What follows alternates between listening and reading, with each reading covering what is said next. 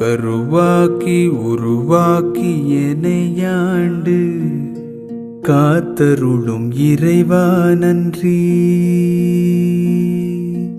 எங்கும் நிறைந்தோனே எல்லை இலாதானே, எங்கேயும் எப்போதும் என் குலம் காப்பவனே. நெஞ்சம் துணிய துணையாய் வருவாய், நேர்மறை உணர்வுகள் பெருகிடச் செய்வாய். உடலில் உறுதியை பெரிதாய் தருவாய், உனை உணரும் அறிவை என்னுள்ளருள்வாய்.